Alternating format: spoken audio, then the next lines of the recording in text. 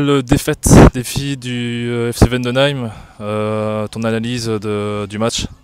Oui, c'est une nouvelle défaite. J'espère que ça amènera de notre part derrière des victoires parce que c'est une défaite, c'est terrible de dire ça, mais encourageante.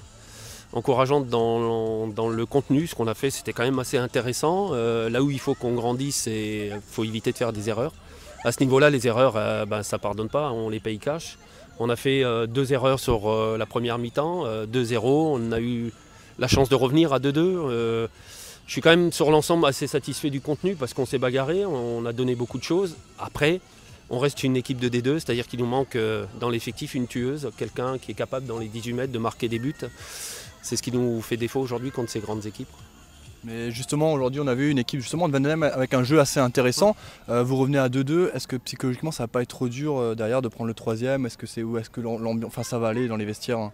Avant ce match-là, on a bien travaillé toute la semaine, on avait des certitudes, on a fait l'analyse, hein, on s'est clairement regardé entre quatre yeux, si je peux dire ça comme ça, on s'est dit des choses, on sait qu'on a quelque chose à faire dans ce championnat.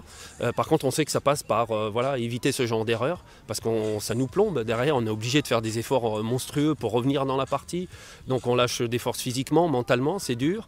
Maintenant, il y a des satisfactions quand même dans le match, il y a eu des choses intéressantes, ce que tu dis, c'est vrai, on a produit du jeu. Dans le rythme, on était bien. Dans l'engagement physique, on était bien. Il faut juste qu'on comprenne qu'on est en D1.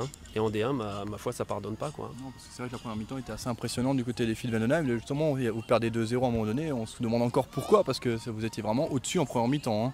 Oui, et je pense que tout le monde à 2-0 nous a un peu enterrés. Et la force de l'équipe, c'est on a des certitudes quand même. On sait qu'on a quelque chose à dire dans le championnat. Ça passe par un apprentissage qui est très dur pour nous parce qu'on a enchaîné les meilleures équipes jusqu'à présent avec Lyon, Juvisy, Montpellier, Saint-Etienne. Il faut qu'on soit plus costaud encore dans la tête et qu'on arrive à éviter de prendre des buts casquettes parce qu'on a pris des buts casquettes, quoi. Voilà. Ce genre de match peut aussi engranger de l'expérience pour la suite et surtout pour les matchs retour, même si on n'y est pas encore, mais les matchs retour peuvent être décisifs et l'expérience accumulée peut être un facteur intéressant. Oui, dans les défaites, il y a des choses qui peuvent être intéressantes, sauf à Montpellier quand on est passé complètement à travers. Mais là c'est encourageant parce que physiquement on était prêts. On a combattu pendant 90 minutes. Dans le mental, on est revenu, comme on le disait tout à l'heure, on est revenu dans la partie. À un moment donné, il y a un temps fort où on est très, dans la domination. Si là, on a la chance de marquer, je pense qu'on gagne le match derrière, mais on fait une erreur encore derrière. Et ça, c'est à ce niveau-là, ça pardonne pas, quoi. C'est là où il faut qu'on apprenne. Est-ce qu'il y a aussi une meilleure gestion justement de ces temps forts et de ces temps faibles dans le match qui peuvent être un peu mieux gérés peut-être par l'équipe? La grande difficulté dans le football, c'est ça, c'est gérer les temps forts, les temps faibles. Dans les temps forts, je dis toujours aux joueuses, il faut marquer. Ouais. Quand on est dans un temps fort, on marque. Et dans un temps faible, on est solidaire, on se serre les coudes, on temporise, on fait tourner le ballon, on joue avec l'expérience. Ce qui nous fait défaut encore aujourd'hui, c'est cette expérience-là. On n'a pas l'expérience de la D1. Donc on est encore en plein apprentissage, mais ça reste quand même encourageant. Il y a des choses à faire, je pense.